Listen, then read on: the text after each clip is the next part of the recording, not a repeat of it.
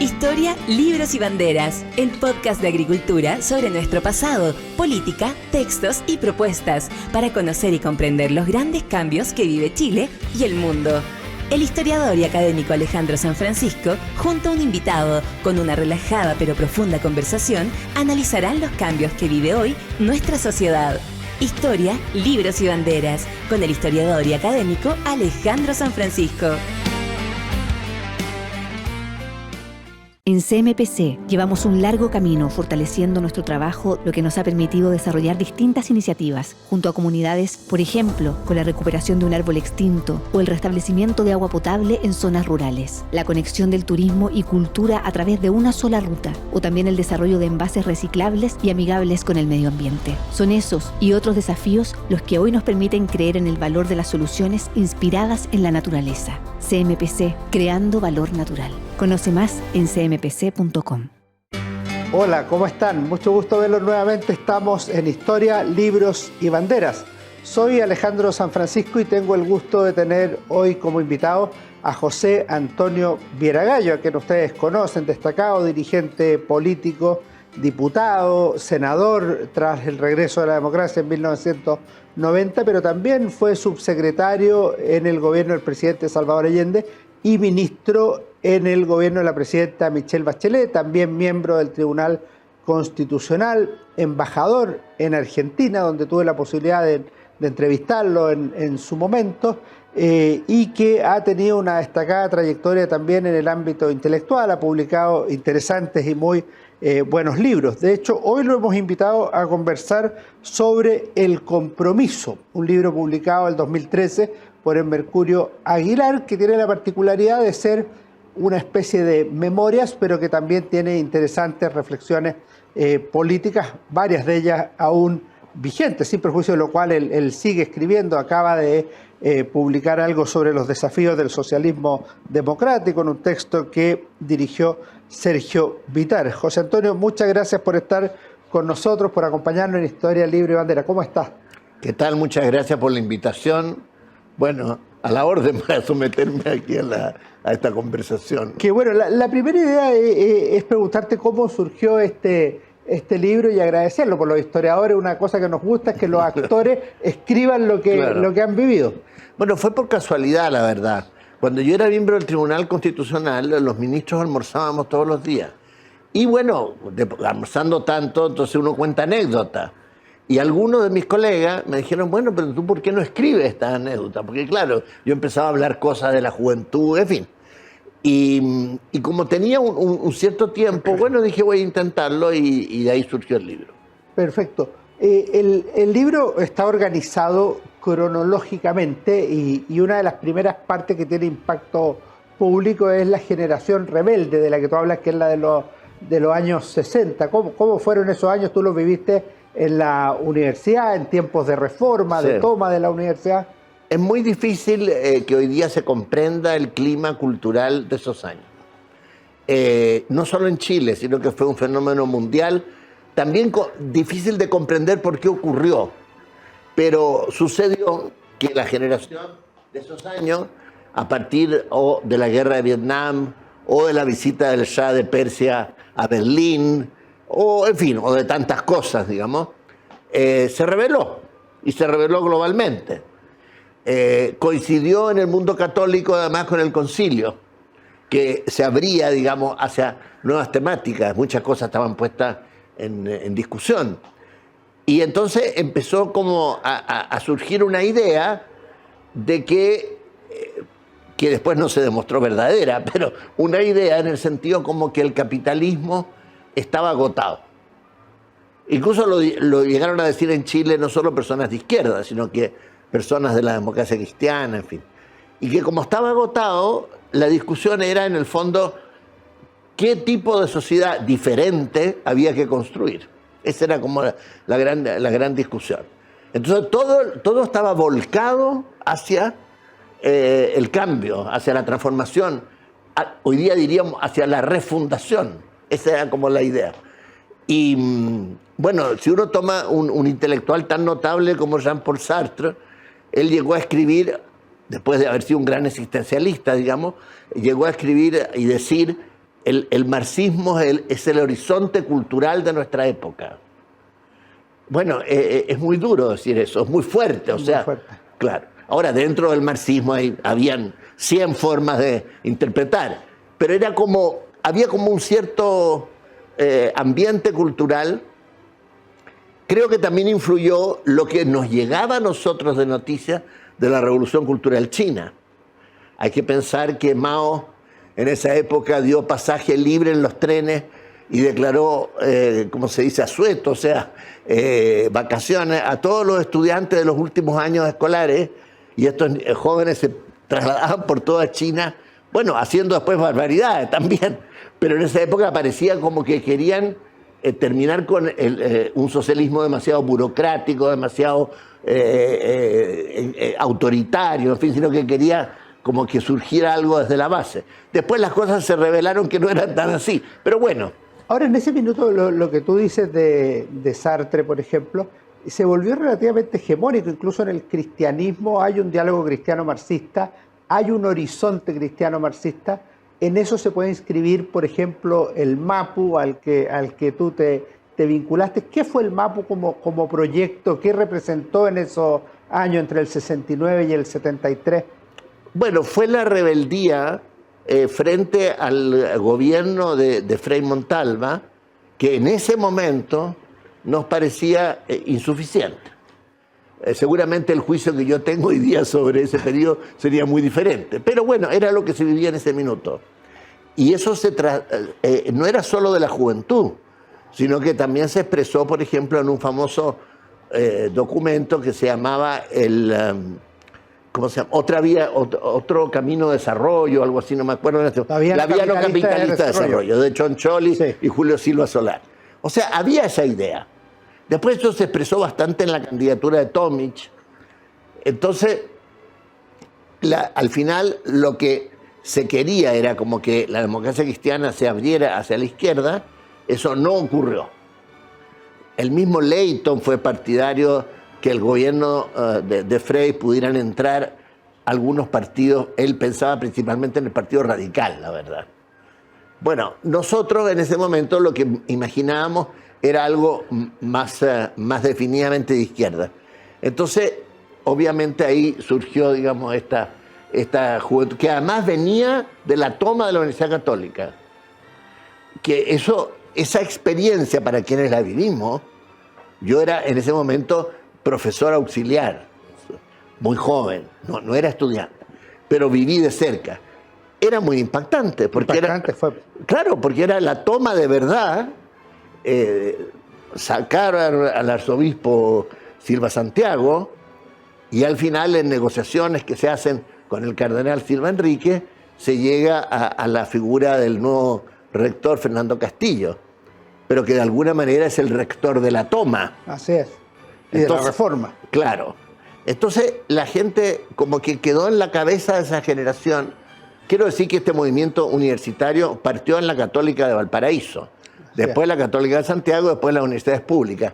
Entonces lo que quedó en la cabeza de algunos de los estudiantes era, bueno, que si se había tomado la universidad, ¿por qué no se podía hacer lo mismo en la sociedad? En el país. Claro, o sea... Y además coincide que en 1970 llegó a la moneda un proyecto revolucionario liderado por quien se reía de sí mismo diciendo que iba a ser el futuro presidente de la República, Salvador Allende. Y tú participaste en el gobierno del presidente Allende, fuiste subsecretario de Justicia. Fue un gobierno de estos curiosos que hay en la historia, que despierta todas las esperanzas posibles y todos los dramas posibles. O sea, como que se conjugan todas las contradicciones en 3 intensos años. Ahora, yo creo que hay que añadir una cosa. En el MAP hubo una discusión previa si entrar a la Unidad Popular y apoyar la candidatura de Salvador Allende o ir por una vía, nunca se habló de armada, pero sí más insurreccional. Ya. Y debo decir que la mayoría, yo pienso que estaba por la segunda opción. Sin embargo, la dirigencia, digamos, con mayor formación tal vez, llevó el MAPO a la Unidad Popular. ¿Ya? Para nosotros, Salvador Allende era una persona en esa época que considerábamos como una figura gastada, había hecho tantas veces, lo mirábamos como una persona de cierta edad, Entonces como que representaba muy poco lo que esa juventud quería. Y yo creo que el propio Allende o esa dirigencia del Partido Socialista que lo acompañaba, pienso en Almeida, no entendían del todo qué cosa era este movimiento estudiantil rebelde, digamos. En el caso del Partido Socialista, esa rebelión se expresó en que la juventud, una parte de ella por lo menos, socialista, se fue al MIR. En el caso nuestro, no. Al final terminamos en el gobierno de Salvador Allende, y yo personalmente, por lo menos, habiendo tenido una relación bastante cercana y con gran admiración a su figura política. Pero no se partía así. Ya. ¿Tú eras de los que te imaginaba que iba a tener un final tan dramático el gobierno de Allende? ¿Lo fuiste viendo en el camino? Desde el primer día. ¿Sí? Sí. Porque hay una lectura muy lúcida que no está en este libro, pero que yo te leí en otro lado, que es de 1972, diría yo, que tú dices que si no se logra conformar una gran mayoría de soporte a la Unidad Popular, ¿cómo podemos avanzar hacia el socialismo? Así es. Y fueron muy pocas personas que tuvieron la valentía de plantear algo así públicamente. Yo creo que la Unidad Popular, salvo ciertas ideas generales, no tenía claramente un diseño de un programa de gobierno. Sí tenía la idea de nacionalizar el cobre, la reforma agraria, seguir con el poder que había nacido en el gobierno de Frei Montalva con las juntas de vecinos, etc. Y algunas otras reformas. Pero un programa de gobierno, claro, hay las 3 áreas de la economía. Que además era una idea que había hecho Baltra, que era en ese momento, digamos, un profesor muy importante, pero proveniente del Partido Radical. Ahora, entonces cuando llegamos al gobierno, yo me di cuenta a muy poco andar, cuando ya había que hacer cosas, que no estaba muy claro qué había que hacer, por lo menos en mi sector. Bueno, en fin, sería una larga conversación. Quien yo creo que al final definió el camino del gobierno con claridad, en su línea gruesa por lo menos, fue el presidente Allende, pero no fue comprendido por la mayoría de la dirigencia de la Unidad Popular. ¿Cómo viviste, yo me imagino y lo cuentas aquí, cómo viviste el 11 de septiembre y luego el exilio en Italia, que tiene momentos bien dramáticos, bien duros, tiene otros que son más emotivos, más positivos? A ver, sobre el 11 de septiembre se veía que venía el golpe militar. Yo por lo menos estuve con el presidente Allende como 10 días antes del golpe. Él me invitó a tomar desayuno a Tomás Moro, estábamos los dos nomás, y era evidente que la situación era muy grave. Ahora, se intentó resolverla, no se pudo. Eso ya sería otra conversación.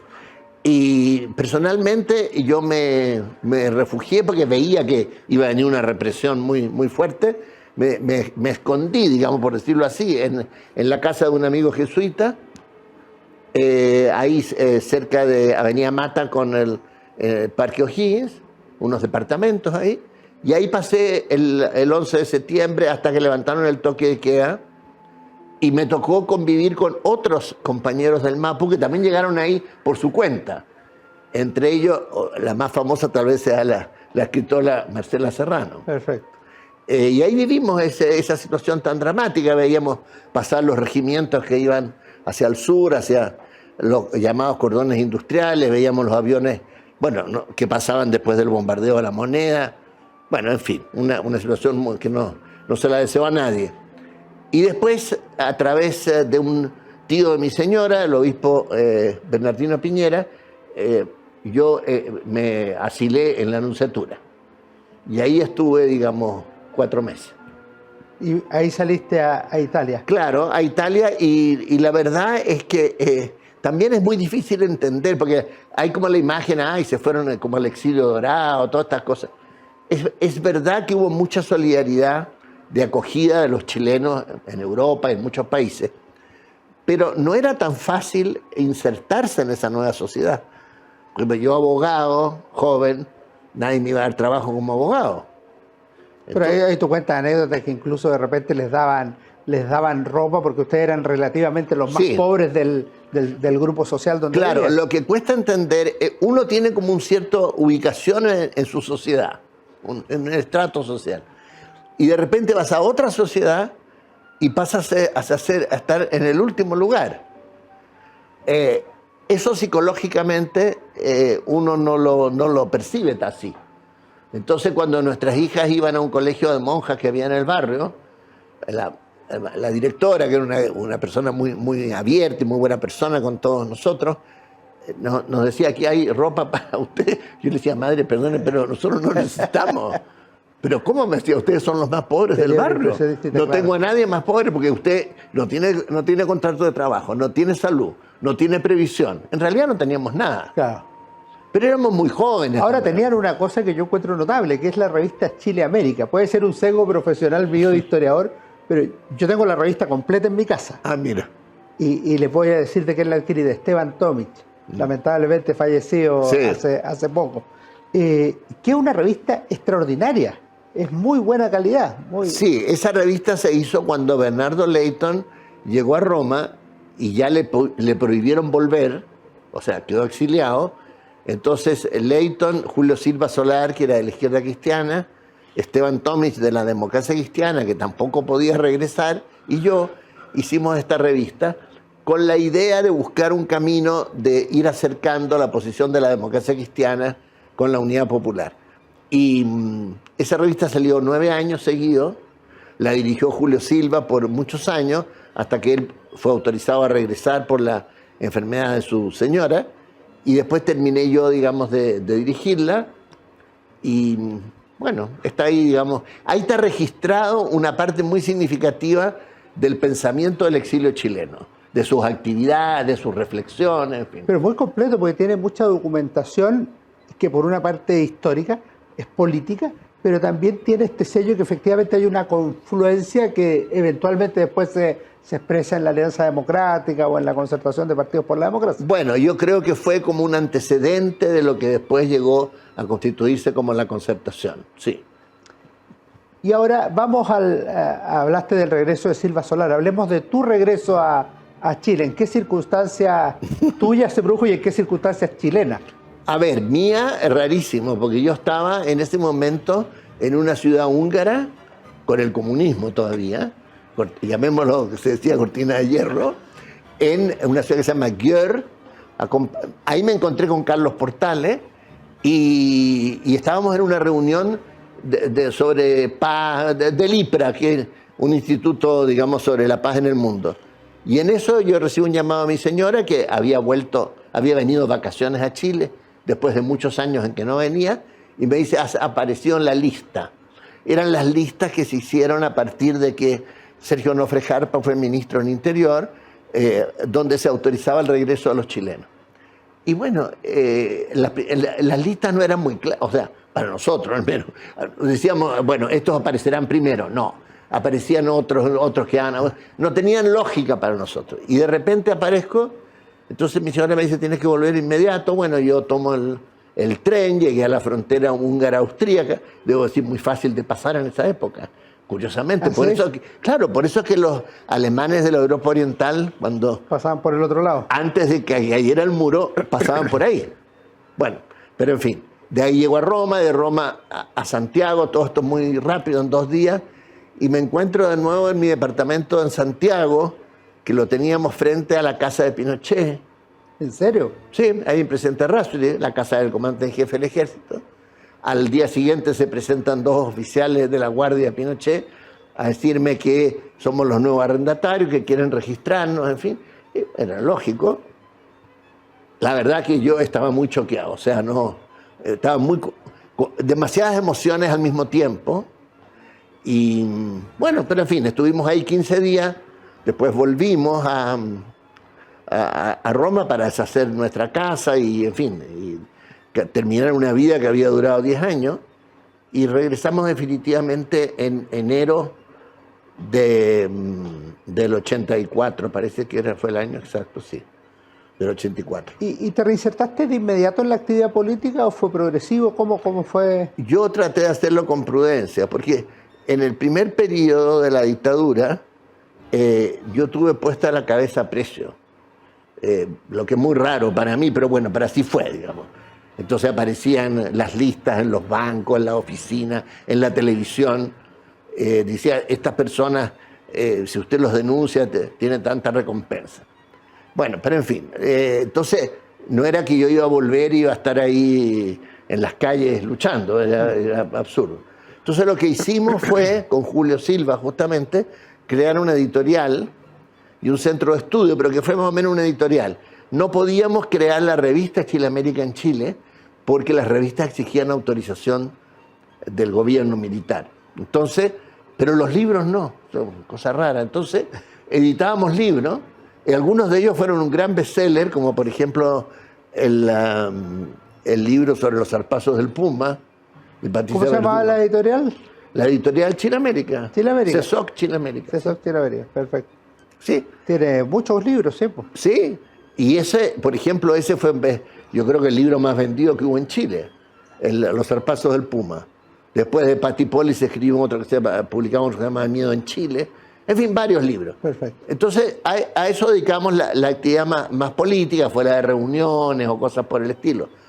Pero, digamos, yo no me pareció ni prudente ni lógico que yo estuviera como así, estar así en la primera línea de los que con mucho coraje, digamos, estaban en las calles o haciendo movilizaciones.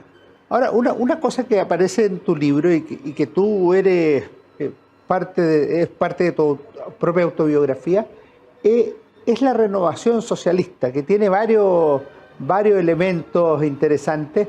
Hay un capítulo en que tú nombras ciertas como tensiones o fricciones, qué hacer con el capitalismo, la disyuntiva dentro del marxismo, qué hacer respecto de Pinochet, cómo enfrentarlo, si aceptar su itinerario, si derrocarlo a través de movilizaciones u otras fórmulas. Hay una frase muy notable que tú reproduces 2 veces, que es de un italiano, parece. El capitalismo tiene los siglos contados. ¿Cómo es ese proceso de renovación socialista? Porque yo creo que no se puede entender el Chile post-90 sin la renovación socialista. Bueno, yo pienso que la renovación del pensamiento de una parte por lo menos importante de la izquierda, en el caso nuestro, se dio por influencia tanto del Partido Socialista Italiano y quizás sobre todo por la evolución del Partido Comunista Italiano. Enrique Berlinguer, que era el secretario general del partido, escribió 3 artículos muy importantes después del golpe de Estado diciendo por qué pasó. Y me acuerdo haber acompañado a don Bernardo Leighton a una reunión con él.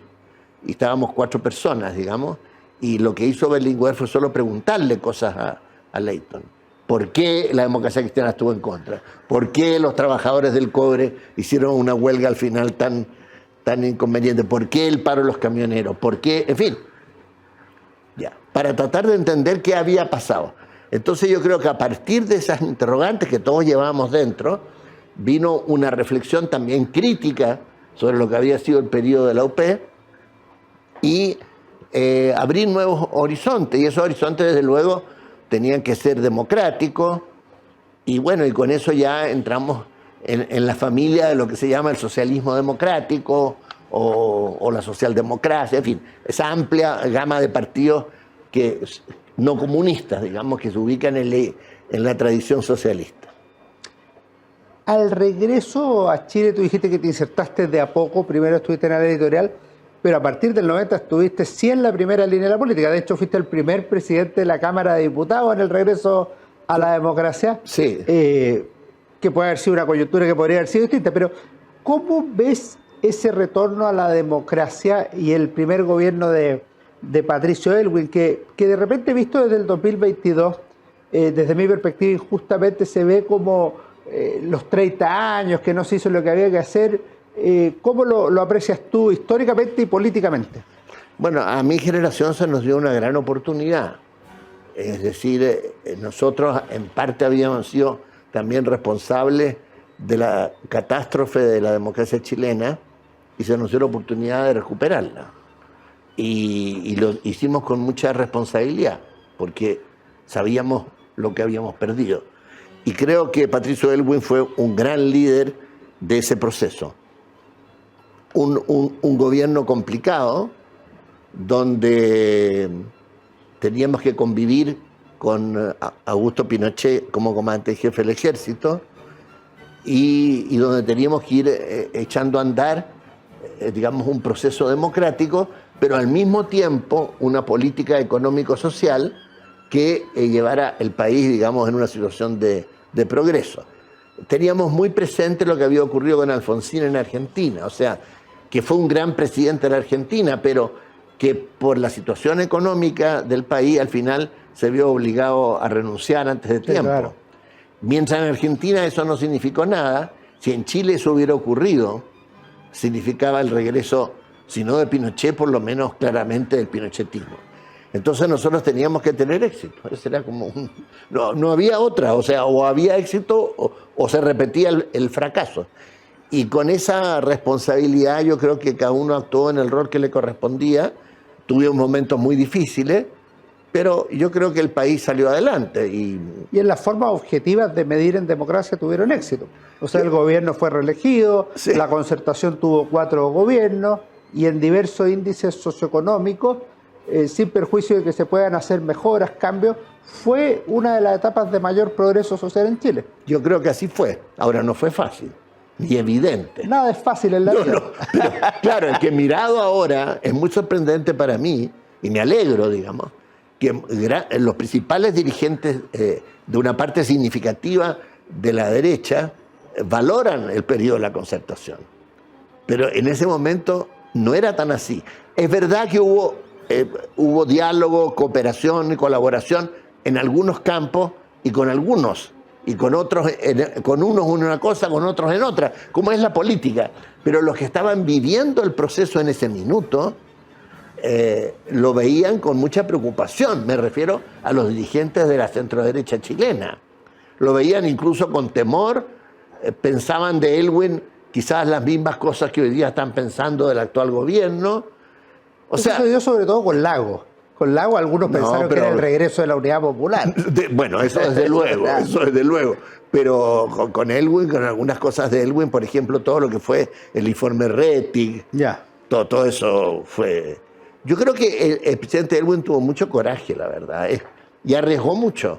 Y al mismo tiempo fue prudente. O sea, tenía una buena experiencia política, pero estuvo bien inspirado en esos 4 años de gobierno. Está muy bien. Estamos conversando, ya terminando la conversación, con José Antonio Viragallo a propósito de su libro El Compromiso. Te quería preguntar, porque hay un capítulo que se llama Misión en Cuba para el restablecimiento de las relaciones diplomáticas en Cuba. Una de las cosas que le comenta a Fidel Castro en esa conversación es si están dispuestos a hacer un tránsito a la democracia y no van por ahí las cosas, dice Fidel. ¿Cómo aprecias Cuba en el largo plazo? Porque Fidel Castro, por una parte, fue recibido, en un principio al menos, con mucho ánimo acá en Chile en 1971, pero termina siendo un lastre para la izquierda continental por una dictadura de más de 60 años, como la cubana. La llegada de Fidel a Chile, a Santiago, en el periodo de Allende, solo comparable a la visita de Juan Pablo II. O sea, pienso lo mismo. Una apoteosis. Impresionante. La partida de Fidel, en cambio, fue a las 6 de la mañana. Nos citaron a todos en el aeropuerto porque no se quería que hubiera manifestaciones en contra. Él cometió un gravísimo error de quedarse, no sé cuánto, 24 días, sí. 24 días en Chile. Eso no es posible para ningún líder extranjero, y entonces generó mucha... Bueno, ahí vino la marcha de las cacerolas. Sobre la revolución cubana, bueno, es una gran tragedia, pues, porque fue una revolución digamos, de gran esperanza pero no solo para la izquierda, porque era contra una dictadura terrible de Batista, y podría haber tenido un rumbo democrático que no se dio, por circunstancias, que los Estados Unidos, que el propio movimiento 26 de julio, en fin, lo que sea, la Guerra Fría, todo, ¿no? Y hoy día, bueno, aparece como un país muy, ¿cómo puedo decir? Como petrificado en el tiempo. Sí.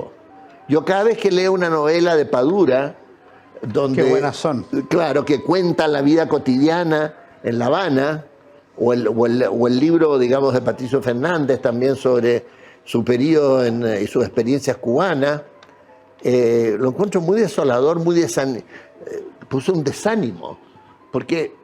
no se ve como que vaya a haber una posibilidad de cambio luego. Y por otra parte, la situación económica es mala, la gente, muchos se van, son dramas humanos, el Partido Comunista Cubano parece muy cerrado, no como un periodo en que había una juventud que parecía más abierta, pero que fue después, digamos, dejada. Digamos, si cuentas tú, no quedó ninguno después. No, pues, por ejemplo, Laje, que era como el delfín de Fidel, con el cual me tocó estar cuando fui en esa misión a Cuba, creo que ahora trabaja de médico en un hospital, pero ya no tiene ningún puesto. En fin, no es una buena, no da mucha esperanza a la situación cubana. José Antonio, quería terminar con algo de esperanza. Tú eres un gran lector. Nosotros siempre a nuestros invitados les pedimos que nos recomienden 1 o 2 libros para mí, para los auditores, o libros que a ti te hayan llamado la atención, te hayan gustado. Puede ser de política, pero también puede ser literatura, lo que tú quieras. Pero la idea es crear una especie de comunidad de lectores virtuales. A ver, yo estoy leyendo ahora de Anthony Beevor, este gran historiador inglés, Rusia, Revolución y Guerra Civil, 1917-1924, me parece que llega hasta ahí. Es un gran libro, él es un gran historiador, Beevor. Sí, y creo que como se ha ideologizado tanto sobre la Revolución de Octubre, yo creo que hace muy bien que tenga paciencia, porque claro, es un libro de muchas páginas, pero hace bien mirar todos los actores, cómo se comportaron, la guerra, la Primera Guerra Mundial, y hace entender mejor lo que es la guerra de Ucrania. Perfecto, sí, porque una crisis hace un siglo. Claro, porque Finlandia, Ucrania, Letonia, Lituania, todo eso formaba parte del Imperio zarista. Así es. Entonces, uno logra entender un poco más lo que está en juego, y un poco trágico, porque piensa uno, después de todo, se deshizo la Unión Soviética, todo lo que se luchó, y ahora tenemos esta guerra que es como consecuencia de tantas luchas históricas anteriores. Muy buena recomendación. Pero un buen libro, se lo recomiendo mucho. Te lo agradezco mucho y te agradezco esta conversación tan agradable, tan entretenida. Muchas gracias por habernos acompañado. No, gracias a ti, Alejandro, por la invitación. Y que estés muy bien. Nos vemos en nuestro próximo programa. Muchas gracias. Fue Historia, Libros y Banderas con Alejandro San Francisco.